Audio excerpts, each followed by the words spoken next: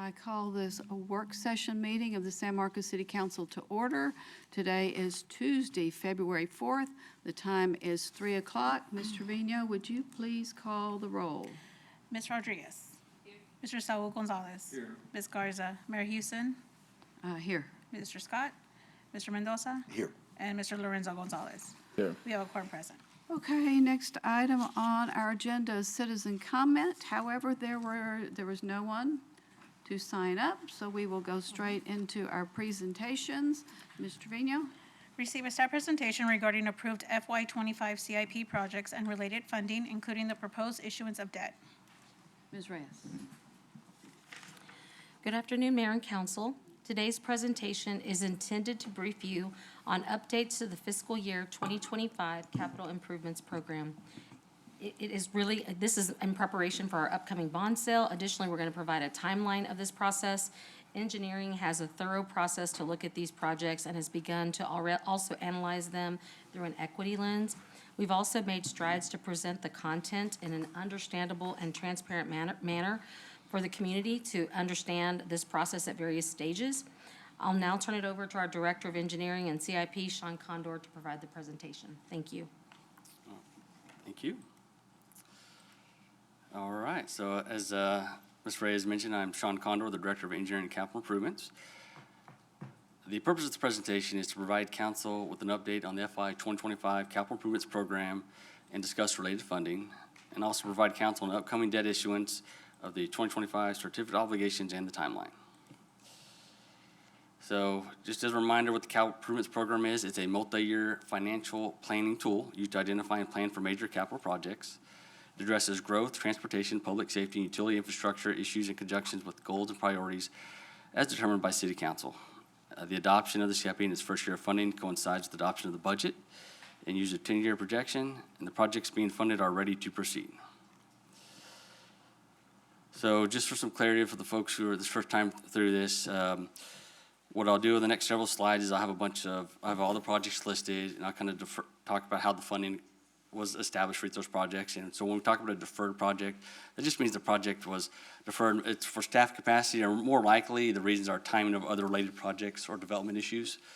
When we talk about other funding, it just wouldn't fit on the spreadsheet, but that basically means instead of issuing debt for the project, we either funded it with cash from excess fund balance from the previous fiscal year, we have some debt, cash reserve from previously funded projects that have been closed out, or impact funding or TERS funding. I do have a detailed breakdown in the packet if you're interested. And then we talk about a cancel or reduced funding project. Typically that means that we've moved that task to the operating budget, or the project was completed with existing funds approved in the project, or just the project scope was reduced. So this is just a high level overall of the summary. In 2025, we had $85 million approved in the CIP. In addition, we had the prior year projects, about $40 million were deferred. So in total, it's about $125 million that Council has approved that has not been funded yet. Of that $125 million, we're going to defer $34 million. We're going to fund approximately $20 million with cash or debt reserve or TERS funding, and then $700,000 with impact fees, and then we've canceled about $2.6 million. So we're anticipating issuing debt in the value of $67.605 million. And there on the right, I've got the breakdown by each fund. The general fund is a little over $15 million. The stormwater is just under 18. And as a reminder, we are funding the stormwater with general funds this year. This is the last year we do it, where it's 100% funded by general fund, based off previous council direction. The electric's at $4.1 million. Water wastewater is at $30.45 million. And so the total is, again, $67.605. So just kind of a quick overview of the process of the CIP. It's a long process. We started the process for this FY 2025 process back in the fall of 2023. And when we go through the process, we'll typically meet internally with the departments, and then we bring it to in the February to May timeframe. So you'll see that coming forward. We'll bring it to the Neighborhood Commission one time. We'll take it to P&Z 3 times. We'll take it to Council 1 time. And that's our draft list. And then the final list actually gets adopted with the budget in September 2024. So then once it's approved, then we go through the funding process. And that's kind of the phase we're at now. We're funding the CIP now. And this is the first presentation where I give an overview of the projects. And the finance will be here the next week, and they'll kind of give they'll give their presentation. And then actual debt is issued in the summer. And then the first payment hits in next fiscal year. And what I wanted to try and stress with this exhibit is it's a long time from the time we first start talking about a project to we fund it. It's about 18 months. So a lot happens in that 18 months. This is why projects tend to get deferred.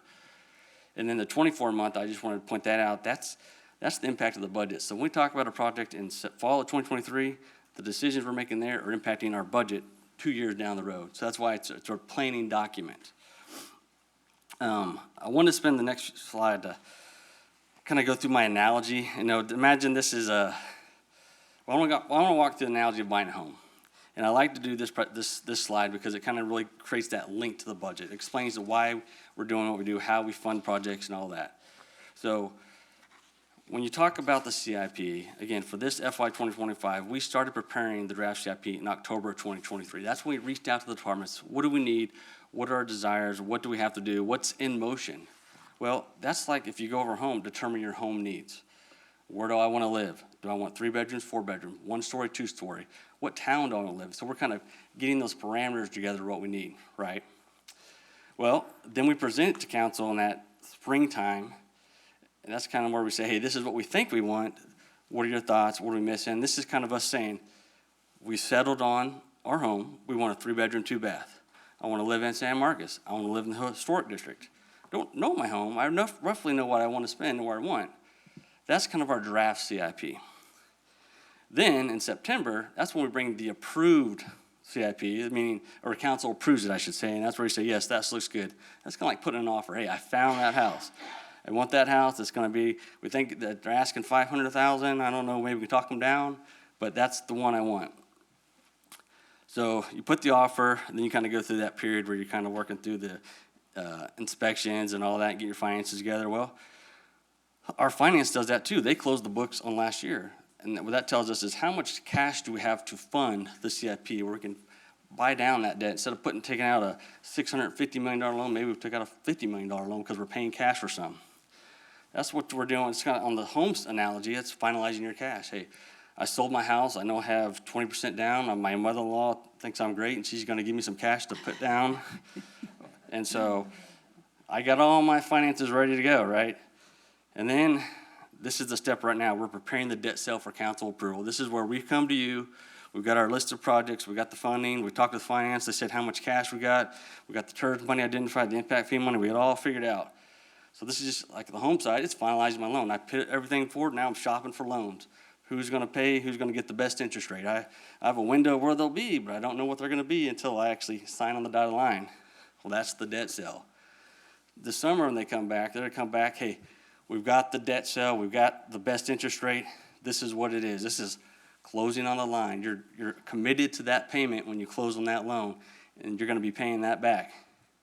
But just like when you close on a loan, you don't walk out there and pay your first mortgage the next day. You typically defer that payment several months.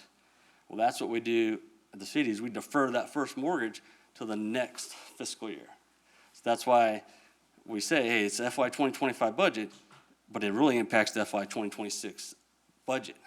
I said that wrong. FY 2026 CIP, but it affects the next year's budget. So just want to reiterate, it's a planning process. We're looking 2 years ahead, basically, every time we deal with CIPs. So now that the analogy's done, let's get into the actual funds. So I'm going to break up the next several slides. I'm going to hit each fund individually. Going to give a detailed breakdown. I'll go through the projects, and at the end, I have some folks here. If you have a question about a specific project, we can go over that question as well. So specifically in the general fund, we have $16.3 million approved. We deferred 6.7, and we're transferring just under $18 million from the stormwater debt, so about $41 million or so project cost. We're going to defer $5 million. We're funding 1.1 with cash reserve or TERS funding, and we've canceled or reduced 1.8 million for a total issuance of 33 million. So on this slide, it's basically I list the project ID, the name, and then in the middle you'll see that gold color. That's the debt. That's the column to focus on. This is what we're actually taking debt on. To the left of that is kind of the funding approved for that project. To the right is what we're doing with the money that's not being funded with the debt. We're either going to use other funding sources, we're going to defer it, or we've canceled or reduced it. So with that said, on the activity center, we are going to be funding $600,000 in debt for that project. The airport DOL land purchase, we're canceling 1.5 million because we've had enough conversation with the GSA that we know that they've reduced that option. We're still waiting for them to come back to us. We're thinking the land will be free, and we're pretty confident, but we need to keep some money in case they come back and it's not a free option. They've been telling us for months, next month, I'll give you the appraisal. It's been like 2 years now. So just like anything with the federal government and the railroad, they move at a different pace. The airport FM1 connection, that 1.35 million is the match for the grant that we got last year. The airport runway extension, we will be funding 150,000 of the debt on that. The taxiway lanes we're funding with cash, the 200,000. The airport various state and federal projects, that's the 1.5 million. That's our match to the TxDOT CIP that's coming through. The airport infrastructure grant funded projects, that's 155,000. That's also a match for a federal loan or federal grant. The cemetery improvements, we're good to go there at 800,000. And then the downtown alley reconstructions, you'll see some of these repeated twice, like downtown alley reconstruction, because they're funded in different mechanisms. And also, 'cause some have general funds, some have water, wastewater, so you might see some of these on a few lists.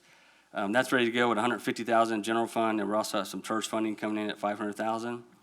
The Dunbar building bank stabilization, we're gonna defer that at 250,000.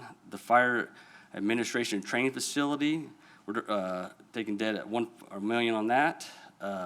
Fire engine number 7, we show it deferred. Council approved the contract a few months back, but the payment's not due for 2 years, so we're deferring it until the payment actually comes in, it's actually due. And then the fire training number 7, we got $1 million on that. I do want to touch on the fire training facility number 7 and the training facility. We got $2 million going forward. What we're going to do there is, those are bond projects we identified. We'll get the design going, but we're going to hold off on actually starting those until we figure out what's going on Fire Station 3. So Fire Station 3 is doing a remodel right now. Our architects come back saying the costs are high. And so what we're going to do is once we get those costs firmed up, if they come back high, we're going to use some of this money to help fund those offsets, those overruns, if you will, and we'll come back and fund the Fire Station 2 and 7 next fiscal year, depending on how everything shakes out with Fire Station 3. On the I-8 shared use path, I-35 shared use path, we have 300 in debt. Pat Garrison improvements, we're going to start that design. We have 250,000 debt coming on there. And then Purgatory Creek, 1.4 million. At the parks, the river parks ADA restrooms, we'll be funding a little bit, 900,000 there. Sessom Drive resurfacing. The bids came back on that one better than anticipated, so we're able to reduce our cost by 300,000 on that one. Sunset Acres subdivision, we got 4.3 million coming. Thorpe Lane, we're going to fund cash that 200,000. The transportation master plan will have 750,000 in the quiet zones. That 500,000 is basically it's offsetting the reinstating the quiet zones, if you will. So we're kind of putting back that money because we do have ARPA money identified for the quad gates, and so we're just putting back that money to reestablish the quiet zones. And then on the stormwater utility summary, we have 17.7 million, 250,000 deferred projects for just under 18 million, and we will be funding all of that this year. It's a nice short slide with downtown alleys at 600,000, Pat Garrison at 250, Purgatory Creek at 1.4 million, and Sunset Acres at 5.7. Next up is electric utility summary. We got 8.4 million approved with 1.7 million in deferred costs for just over 10 million, and they're going to defer another 6 million and fund the 4.1 million with debt. So that slide, we got the downtown alley reconstruction, aka Kissing Alley. It's about 4 million. The Hilltop T1 transformer replacement is not quite ready to go, so we're going to defer that project. Purgatory Creek, we've got 100,000. SM reconductors and Sunset Acres subdivision electric and Zone 2 pole replacement. All of those will be deferred until they're ready to move forward. On the water wastewater side, we have 42 million, 42.9 million, I should say, and we've deferred 31 million. And I'll just tell you right off the bat, that's such a big number because of 2 projects, the Highway 80 Utilities project and the second wastewater treatment plant that we're working on, the 1978 water reclamation facility. So that's why those 2 are high, and I'll talk about those a little bit later. But typically, you're going to see something in the 10 to 15 to $20 million range normally. So we deferred 23.5 million. We're funding 19.3 million with cash or debt reserve. We got impact fees on 700,000. Make sure I didn't do that. All right, lost my train of thought there. Was I on the Sorry, the slides flickered on me.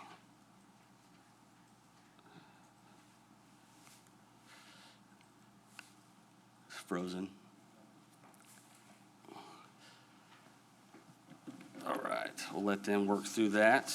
While we're waiting on that, may I Okay. ask a question? How many years are these? I believe most of them are 20. Are any of them less than 20? And how would I know that? You talking about when they're approved in the CIP? No, the length of term. Oh, yes. How many years into the future? Sure. If it's debt issuance, and that'll be covered by the presentation next week that Finance brings, but we typically do a 20-year issuance. The one thing that might jump out to you is on the fire truck, the engine. We're gonna do something a little different. We're gonna do I think it's a 7-year note on that, but we have moved those off the CIP, those ones that are not 20-year debt issuances, they're gonna be captured on a capital outlay list that Finance will be leading in the future. Okay. So- But a number of years ago, there were some things that were, I believe it was recarpeting the activity center. Mm-hmm. And we're going, that's not gonna last 20 years. Right. And so at one point, y'all were doing some 5s and some 10s. Right, It was that AV system, that first one that caught my eye. right. As, you know, is that a 20-year The intent is to issue 20-year debt with this issuance. with everything? Yes, and if there's a project that we don't think quite meets the 20-year life expectancy, our first goal is to fund it with cash or alternative funding so we don't have to do it, or maybe some previously approved projects to So we avoid have, that. if we have cash, we're doing the smaller. Yes. Okay. Yes. So we always want to use our cash first to try and buy down that amount we can use, but Yeah. we got to balance that cash between the other needs as well. Okay, All thank you. right, so we're good to go?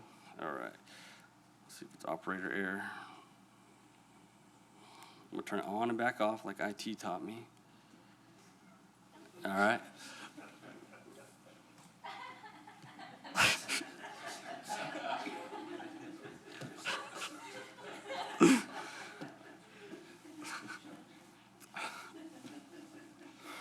Here we go.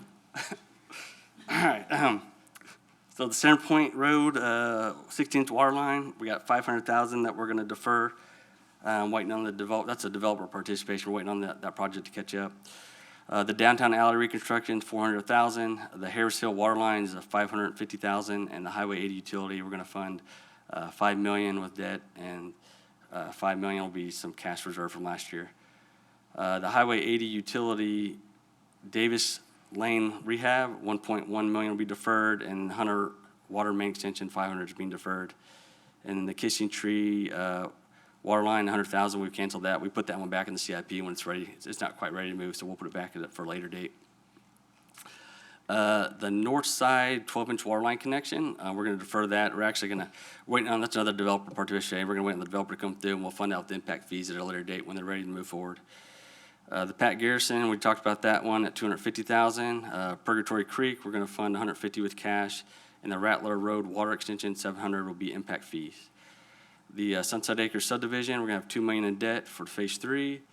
And then the water improvements and the water master plan, the water improvements, we canceled that. We're gonna move that over to operating budget.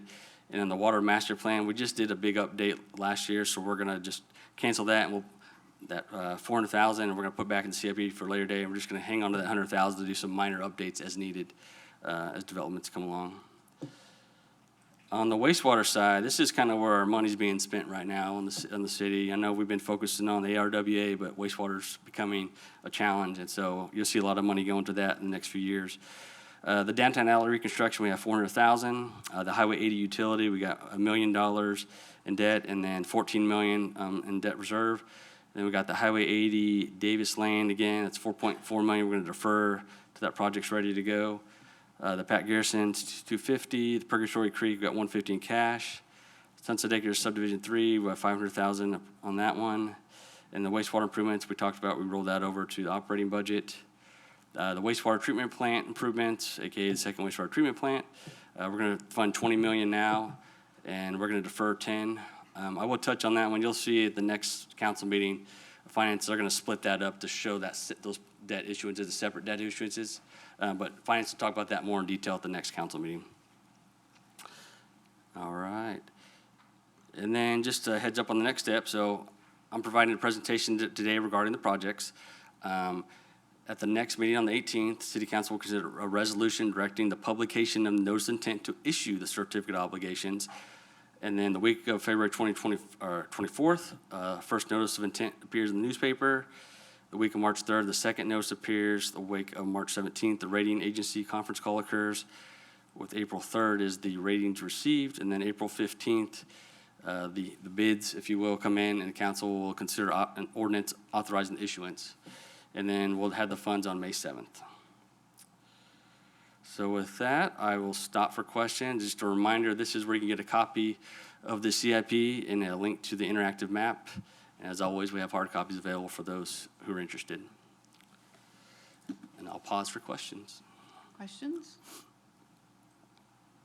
I've already asked mine, so I'm good. All right. Whenever we get it in the book, aren't they arranged by project with columns for the different funding sources, or do we not do it that way anymore? Oh, we're talking about the CIP book? Yeah, so we do identify if it's a project that is like TERS eligible or that we would pursue TERS funding, if the project that's impact fee eligible. So we try and use those other alternative funding sources, I should Right. say, before we try to do debt or cash. Right, but I'm looking at this, and in the first column, it'll say multi for the different sources. And then here's one that is city facilities, and then over here it's got general water, wastewater, stormwater, electric, and you can see all of those. So we don't have to chase it down in the different funds if we just want to see what we're spending on one particular project. You look at the page- debt cell list, right? I'm on page 7 of the book. It's the way we've presented it for a long time. Okay, I'm not sure what page, the CIP book. Okay. We don't normally identify at that level if it's cash because we don't necessarily know. This is just general water, wastewater, stormwater, electric, or the other funds. Okay, And Can it's I- all on here, and it's color-coded, and, okay, yeah, we have not changed, there's no intention of changing what we've been doing in the past. right. I'm just drawing people's attention. If you want to see what one project is, Yeah. you can find it here and not have to look through all the different fund Yes, lists. and I actually recommend the map, the interactive map, because you can actually type in just the project number or and it'll pull up that whole sheet just for that single project as well. That's something we have not had in years past. Are the full sheets still in the book? Yes, the full Yeah, sheets, they're still here. they're there, but it's those sheets, but if again, if you don't want to flip through the book, that's just I pull encourage. up a PDF and I do a Control Yes, F. that works too. Yeah. Okay, I have one question. It's going back on. wait, there you go. Thank you. I do have a question. Going back on what the mayor talked about earlier, the carpet, how we finance that. Can you give us a breakdown on how many projects that we're paying for 20 years that we really should be paying for 5 years or 10 years That's what I just asked. right now on that project? Well, not on a project, the Oh, carpeting is not on this year. Yeah, That was years ago. but did you ask for a breakdown on it? Well, he says what's on this list is 20-year projects. Yeah, they're all 20 years. The All only one, 20. Okay, okay. I so, just, yeah, if it's debt issuance on this list, that debt issuance will be a 20-year term, and that will be covered at the next council meeting as well. okay. Yeah, I just want to make sure that we don't go that route and, you know, finance something that we really should be financing, just what the mayor said. Yep. All right, thank you. Thank you, Mayor. No, everything you said sounds good. All right. Questions, anybody else? If not, we will close this one out. We look forward to the next segment of this process, and thank you very much. Thank you. Mr. Trevino, let's move on to item 2. Receive a presentation providing results and recommendations from the Equity Cabinet Pilot Research Study entitled Piloting Innovative Community Co-Creation in San Marcos, Texas, led by Texas State University, and provide direction to the city manager. Ms. Reyes. So next, our presentation will provide a briefing on the past few months of the city's participation in a pilot research study led by Dr. Rosalie Singerman-Ray. This project is titled Piloting Innovative Community Co-Creation in San Marcos and was funded by an internal research grant from Texas State University. This pilot assembled a transportation equity cabinet with the intent of soliciting input from community members that we may not historically hear from. The following presentation will cover the recruitment, topics covered, and recommendations from the group to work towards transportation equity. We'd like to thank the members of the Equity Cabinet for their time, insight, and dedication to the process, staff who provided presentations and information throughout the process, and mayor and council for your support. Without further ado, I will turn it over to our Diversity, Equity, and Inclusion Coordinator, Grisel Perez-Carey, to begin the presentation. Thank you.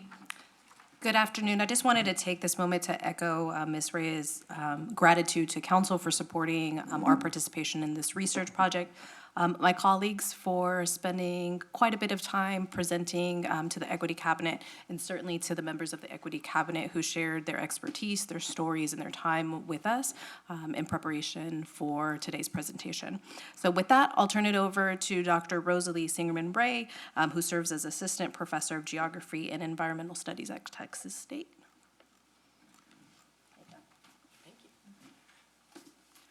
All right, so this is just our report. The agenda for what we're going to talk about, I'll give a little introduction to what the cabinet is, what we did, and then I'm going to hand it off to the Equity Cabinet co-chairs, Elisa Ramirez and Christiana Johnson, and they will actually share their definitions, what they learned, and their recommendations. What is the project? We're testing a particular kind of community engagement model known as an equity cabinet, which historically has been mostly done in large cities by agencies with big staffs in the small city context. What does it look like in a city that maybe doesn't have its own definition of equity, that doesn't have too many staff dedicated to it, though shout out to Grisel for incredible work on this project. Like, all our gratitude to showing up to every meeting, listening to every question, recording it, finding who will answer it. It was incredible. The question here is to figure out whether this kind of engagement improves the Equity Cabinet's member sense of agency and experience engaging with the city, and then also to see if it changes outcomes long term. And like I said, it's based in a model that's been implemented most notably in King County, which is where Seattle is. Okay.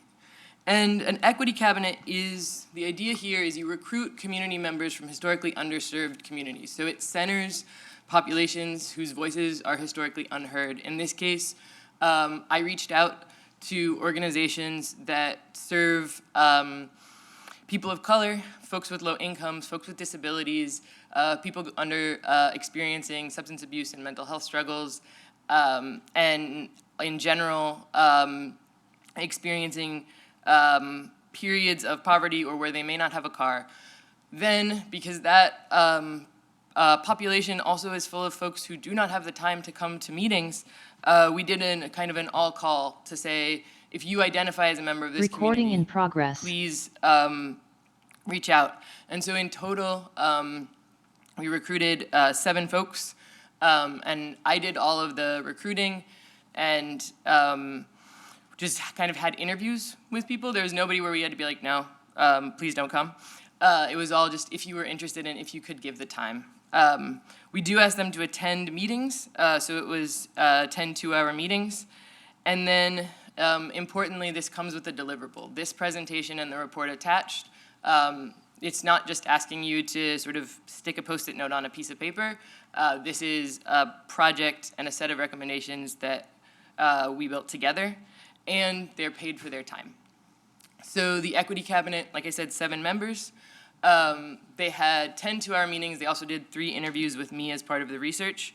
We fed them, I fed them, and we gave them $25 an hour for attending the meetings and for the interviews. The other important thing is because we're working with folks who may not have a car, and some of the meetings were late at night, there were also rides provided for members who couldn't attend. And we do have, in addition to the co-chairs, a couple members in the room if you want to raise your hand. Thank you guys for showing up for this. There's other folks who are currently working. And on that note, we met both at 1 and at 6:30 p.m. Because it's very difficult to find a time when everybody's free. We also had city staff come to 6 of the 10 meetings to get to provide us with feedback to do that work of educating the members on this project. And then for the others, the cabinet was brainstorming their definition, working on the recommendations, and really developing this report. Importantly, we also did an icebreaker and asked the city staff to participate, which was a really nice way to sort of make sure we were all coming in and building community in that way. All right, and with that, I'm going to hand off to Christiana to take it from there. Hello, I'm Christiana Johnson. I am a citizen in San Marcos, and I participated in this, and I'm excited to have done so. So we want to start off with the definition of transportation equity, just because it's kind of a lot. We started off our definition as multimodal transportation that provides equal accessibility throughout the city for everyone, especially the historically underserved. However, that definition alone doesn't really have any active action items, so we wanted to add that it achieves it through processes that incorporate as much input as possible and allow the community to collaboratively be part of this. So we started off the sessions with figuring out what we shared. We had conversations with each other to figure out what is it that is kind of an issue, especially in a city that does not prioritize living without a car. So one of the big things that we talked about is the long history of not using, just the sense that the transit riders and pedestrians can't do things with dignity. The biggest thing is that we figured out through our stories that there are certain things we can and can't do. So for example, I live on at Clairwood Apartments, close to Bug Lane. For some reason, there isn't a sidewalk from my apartment to the bus stop, but there is a bus stop there. The bus stop has no shading or anything like that, and there's also not a pedestrian crossing to get over to what is now the Poco Loco, right? So there's things that are there, and they were set up at some point, but not completely, and that means that now I have to sit in the hot sun next to a pole for a bus that might not come, right? So it's stories like that. That's what we shared. And we had a young woman who talked about whenever the Workforce Solutions changed places, it changed to a place that was very difficult to get to, right? So that's kind of what we talked about there. And through talking to city staff and talking to each other and learning about transportation in other cities, we learned a couple of different things. A big one is many of the processes are way less obvious than we thought. Transportation and transit are two different things, which is oh, okay. Also, with sidewalk construction, that has a couple different layers that to just a regular citizen, it's we'll just make a sidewalk. But to people that actually do this, it's actually that takes a lot more than you would think, right? So that's something that I think is kind of important to put in here, or we thought it was important to put in here, because that changes how we ask for recommendations, right? Then we also learned that if we have clear prioritization metrics like CIP, it's easier to reduce those barriers. Equity metrics have not been used in the past or are currently not being used. We do have those equity metrics now, but we would like to include them for further in the future, right? And then the last thing is the town and gown relations, right? A lot of it has to do with spending more time downtown next to Texas State and spending a little bit less time outside of that space. And we think that spending time outside of that space will help the community members feel more in touch with San Marcos itself, right? So here are some of the issues we identified. Information and communication, which, yes, is very difficult for many reasons. We understand that There are a lot of things that have to go with communication, especially since a lot of people don't like read the news as much or watch the news and television as much. So getting that out is kind of difficult. However, the stuff that we wanted to point out was knowing why a project happened and when a project was happening, right? Understanding why Public Works left and then returned to a project that we thought was completed. That was on Mockingbird Lane. And understanding the logic behind stop placement and place amenities. So there are several different stops that we were like, why is the stop here instead of here? That kind of thing. We also identified prioritization as an issue. Knowing whether and when projects identified in the past were likely to move forward, we do know that there were, things that stopped a project because of, things like floods, right? And that will take priority. But when that project is stopped, when does it come back? How do we get it to come back? That kind of thing. There's a lack of consideration for non-drivers. We in San Marcos are at the cusp of a lot of changes, right? And with these new changes, we would like to consider non-drivers because that'll help our city blow up even more and be even more of a safe space, right? And then last one is per usual funding, right? We do know that we use all of our transportation funding. We do know that we use grants, but we wanted to figure out if there was a better way to spend those funds so that it would be easier and a little bit better to understand what was going on in the city, right? And then we have some recommendations, and I'm going to turn it over to Elisa. Here you go. Okay, so based on those issues that we identified, we went through some recommendations. The first one is that potentially looking at hiring a transportation planner so that we can help secure funding, increase that equity, really help connect all of the different departments that are working on different projects related to transportation and help to keep these plans living. The city of Kyle recently hired a transportation director. Not sure what those roles, what his roles are, but it's on people's minds as we are growing. Another communication recommendation is a dashboard for highlighting plans that are in the pipeline, how the city is performing on specific indicators. And then there was a lot of conversation around pilots, where they stand, what happens to a pilot after it's kind of gone through its lifespan. What if it was successful? Where are we able to kind of advocate for that and make sure that that's something permanent that stays for our city? Outreach is another one, expanding the outreach efforts. We know that there has been outreach done at farmers markets, but some of the other recommendations that our group put together were places like Walmart, Poco Loco, H-E-B, meat markets on 123, the markets on the square, Party in the Park, potentially sponsoring a lunch at Southside to give information, and then things like Pals in the Price Center.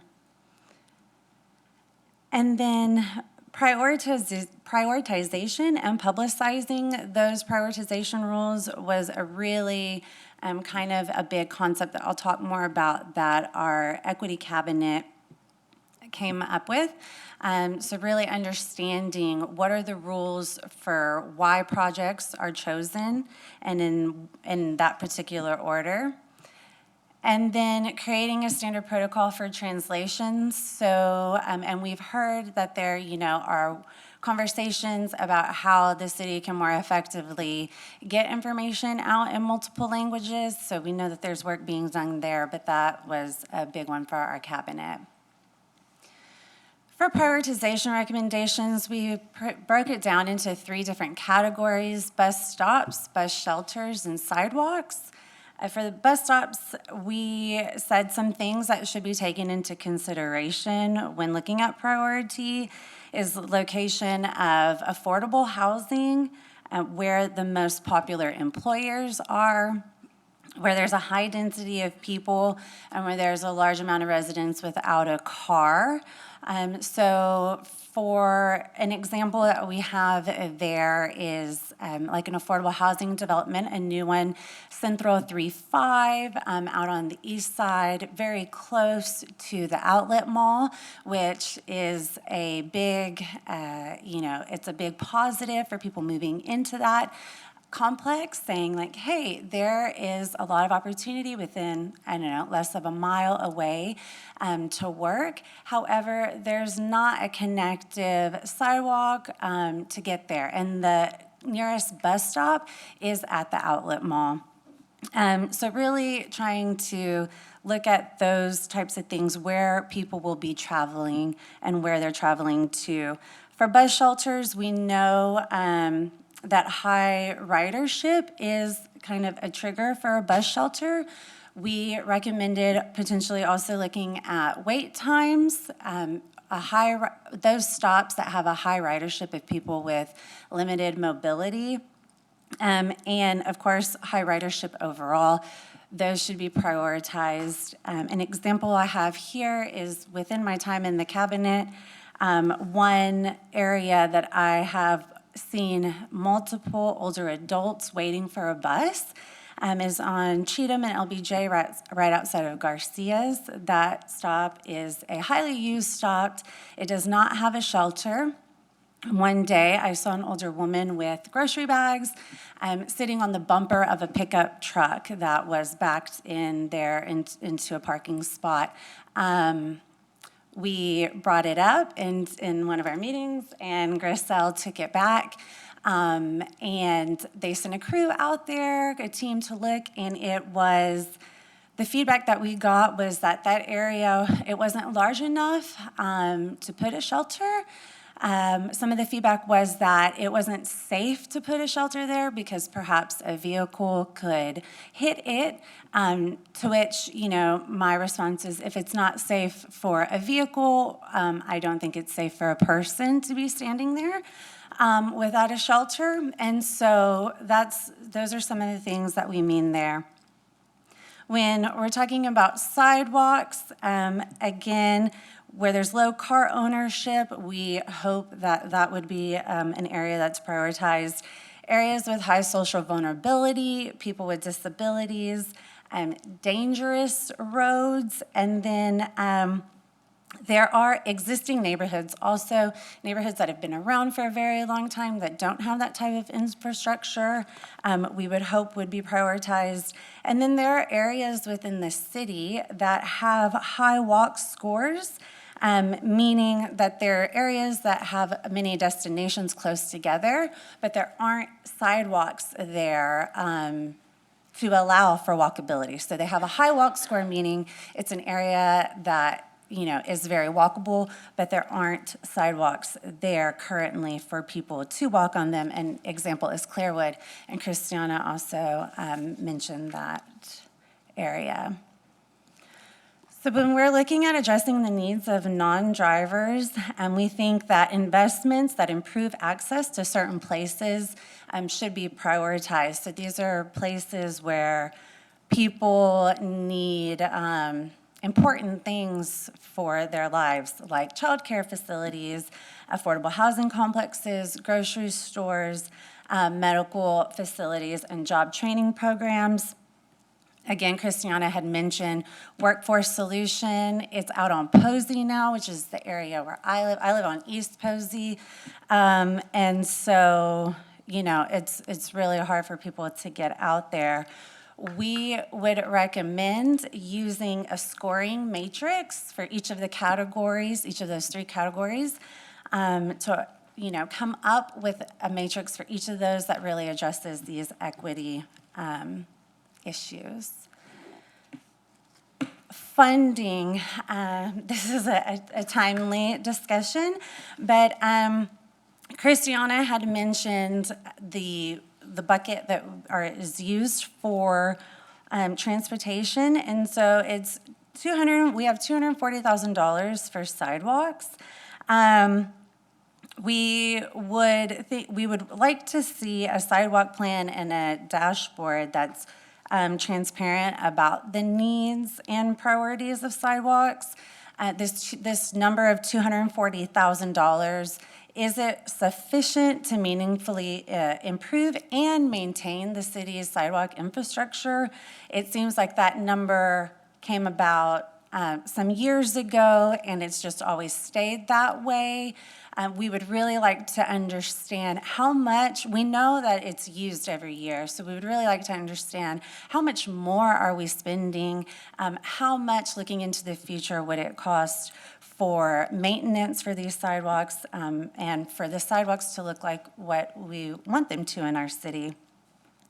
We've also recommended treating sidewalks like a utility in development agreements or other planning negotiations to make sure that connections are being created for these new developments. We mentioned considering a density trigger for new sidewalks and transit stops, meaning if there's a development, a complex that would bring in X amount of people, would that then trigger sidewalks to be created and fill to the next transit stop?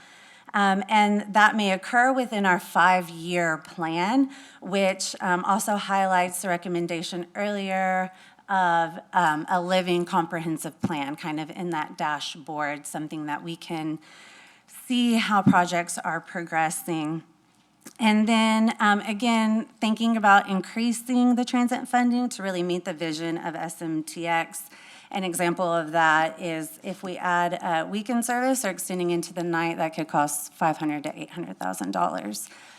Again, would like to thank all the city staff who took their time to come out and speak with us, council for agreeing to be a part of this. Griselle, amazing job. And we would hope that this is something that would be a council directive for city staff to work on. And should that occur, we are more than happy to work on working together for some collaborative feedback. So thank you. Council, questions, thoughts? I've got a couple of questions for staff regarding sidewalks. We've talked about sidewalks for years, and our original priority back in the 90s was schools and grocery stores. Make sure that people could get to those places.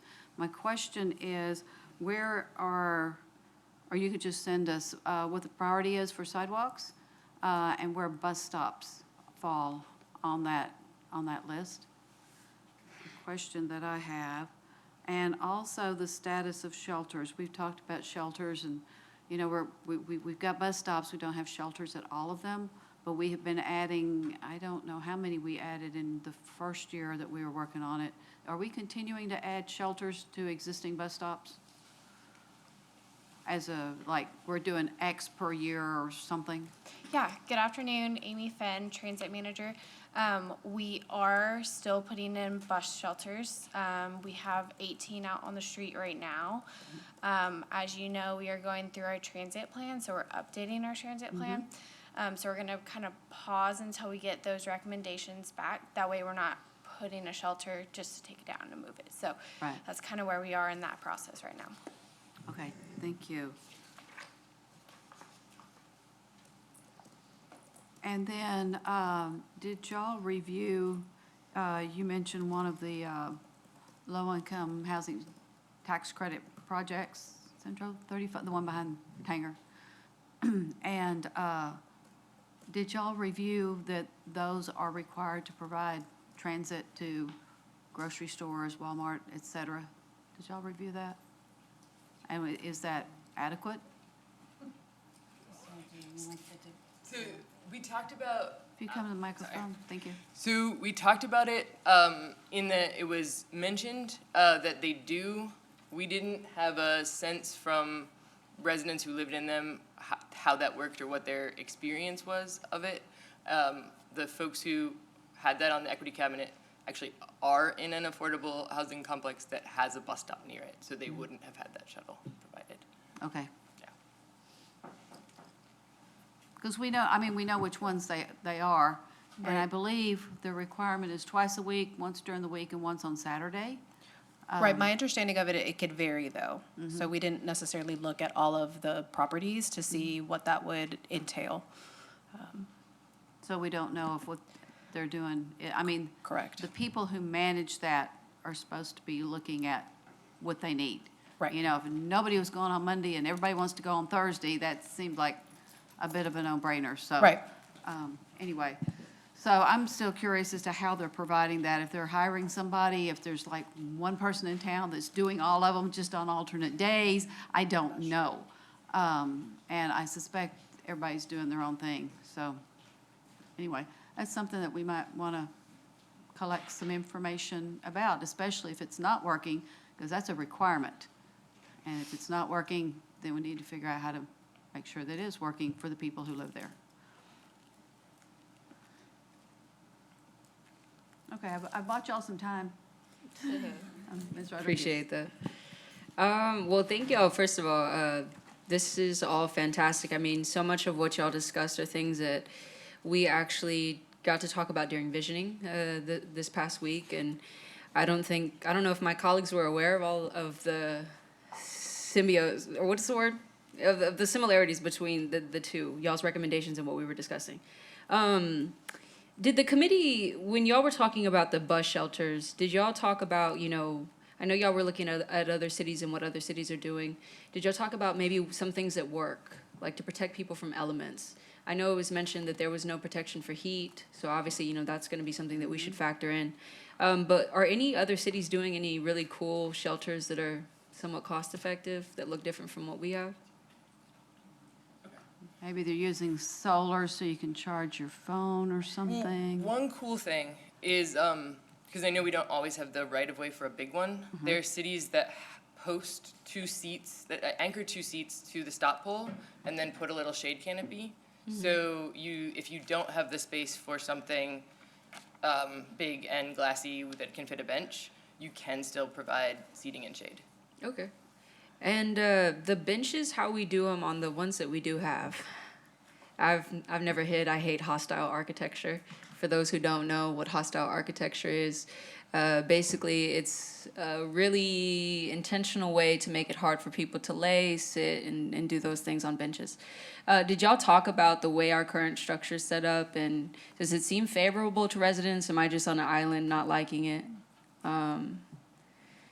Because they're pretty small. So, I went to go actually sit in one of these things, and the area that they give you to sit is pretty small. So, is it comfortable for people? I'm sorry for just hitting y'all with the... It didn't come up as a something that folks brought up. I think it was more the lack of shelters than the quality of what we have. Okay, cool. And then, let's see. So I just learned that, we're going to be going through our transportation plan here shortly. I'm looking at the 5 recommendations that were proposed because of this. I don't know if all of them are going to need a considerable cost. Some of these things sound like they're improvements that we could already be doing. So within those conversations that y'all have for the transit plan, are there overlaps in the recommendations that we have here versus things that are currently being proposed? Or whomever, yeah.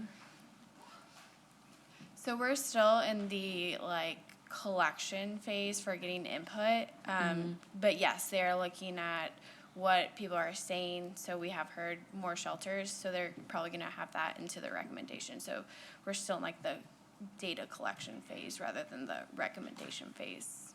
Well, I don't know, and my colleagues let me know if this is not how things are done, but is there something that we can do today to ensure that these recommendations are found in that plan, or at least considered early on? That way, there can be discussions. Which plan? The transportation plan. Because these are talking about dashboards. We were talking about ways in which to be better at, you know, advertising what it is that we're doing, where we are in that process. And so the dashboard sounds like it does exactly that. Outreach is something that we're already doing. I don't see why that couldn't. It sounds like really the transportation planner is going to be that FTE that'll need, you know, So deeper Mr. consideration. Binion can speak to what is currently going on with the transit plan. Sure. Pete Binion, Assistant Director of Public Works.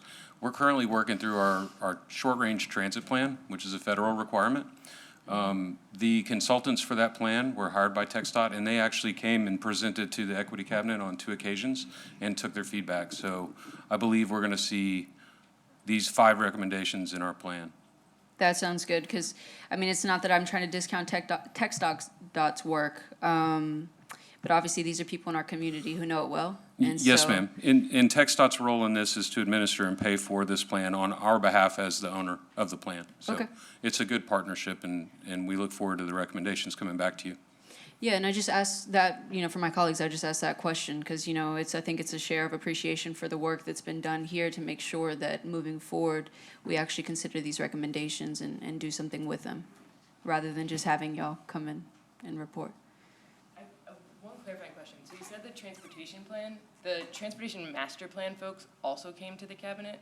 So their recommendations are not just for the transit plan, but for the transportation master plan. So when You did Christiana mention that. said The difference. their difference, the dream would be they would be in both plans.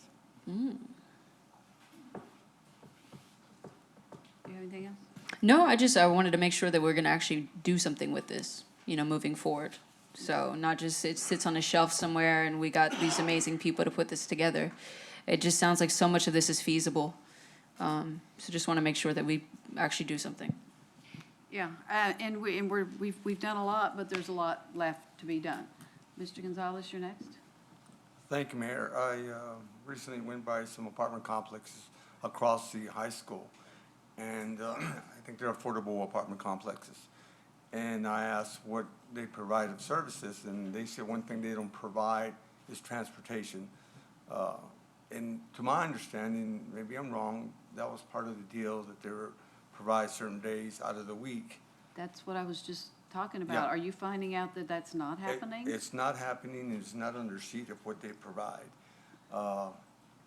I'm just concerned with things like that they're going on. There's not even a bus stop there. And there's several handicapped people in that neighborhood, in that apartment complex. You'd be surprised. No, it's not happening. Is that the one right across from the high school? That Yes. just got finished? Yeah, it's right in front of the high school. Yeah, right I know across which there. one you're talking about. Can- yeah. Okay, we need to follow up on that one, because if there is, as y'all mentioned, if there's a bus stop right there, then that's not required, but I don't know that that's the case out there. I remember those Yeah. folks. I think that was one of the first ones where we started talking about all this. Yes, ma'am. Is that along our routes? It's not, okay, so it's something that we would need to talk about with Yeah. that And- development. And recall, I've been asking who, audit isn't quite the right word maybe, but who's checking is TDHCA, Texas Department of Housing and Community Affairs, who's checking these to make sure that what they're required to do to get the benefits that they get in order to offer lower-cost housing, who's the watchdog on those? Okay, So I think we need to And I check actu- into that. yeah. And I think really just asking at the complex can provide at that some complex. information. Yeah, well, I Okay. did ask the manager, I guess, and she told me, no, it wasn't included on the part of the contract. So so it wasn't required for them. Yes, ma'am. That may have been before we were doing it. Okay, I'm gonna look that one up. thank you. Okay, do you have anything else? No, that's it. Thank you, Mayor. Thanks for checking. Anybody over here, questions? The only thing that I have is whenever I have a presentation like this, I'll go through and I'll mouse over and copy and paste into my notes. Everything here, each page is like its own graphic image. I can't copy any text out of the report or the presentation. Is it possible for you to provide one that we can do that with? I've never come across a presentation like this before that I can't just grab text and put it into a document. I'm not sure what happened there, but we'll get it to you. Okay, thank you. Because I was going to do some as y'all were talking, grab some things off the slides, and I'm going, no, all I get the little hand here, and I don't get the little arrow thing, so, okay. Yeah, yeah, the little arrow thing. It lets me grab it. So I don't. No, I can grab it as an image and move it around. I can't mouse over and copy text. Maybe it's my computer. Okay, a whole nother solution. No other questions? We thank y'all for finding the grant, for implementing it the way that it was. We certainly appreciate all the people on the Equity Cabinet that spent their time doing this, and all of our staff that also met with you.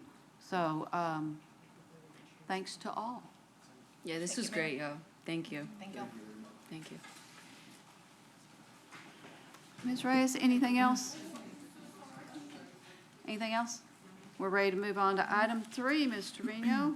The city council will convene in executive session pursuant to section 551.071 of the Texas Government Code, consultation with attorney to receive legal advice regarding the matter of Whisper Master Community LP versus City of San Marcos, cause number 24-2917, filed in Hays County District Court, and possible settlement offer.